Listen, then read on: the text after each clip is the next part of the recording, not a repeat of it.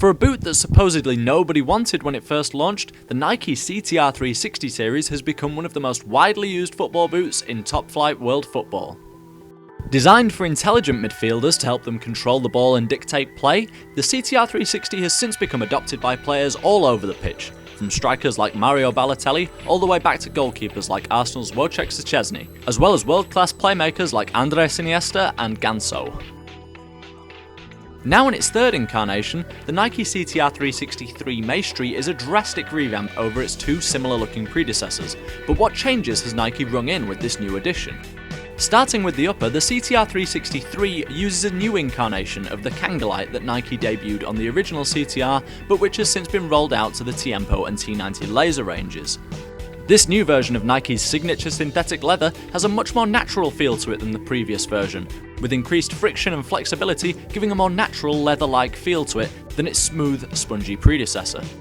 But that's definitely not to say that it's not as comfortable. The CTR360 does nothing to harm the range's reputation as a boot for players who demand comfort in their game.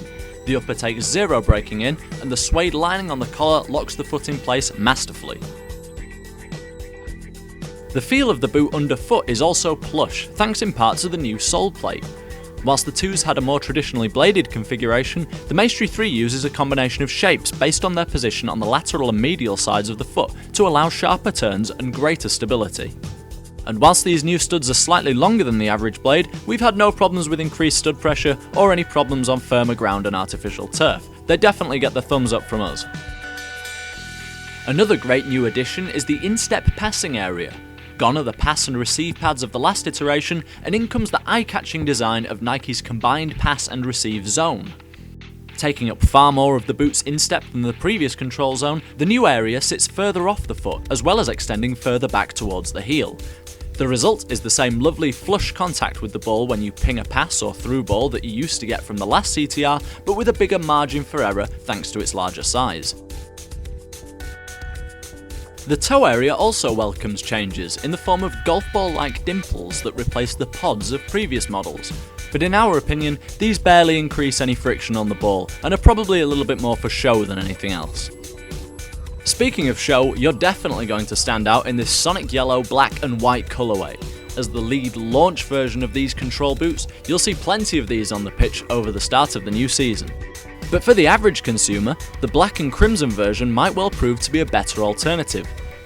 The main problem we've found with the CTR is it is very difficult to restore to its former lustre once it's dirty, and is prone to the odd scuff that just won't come out.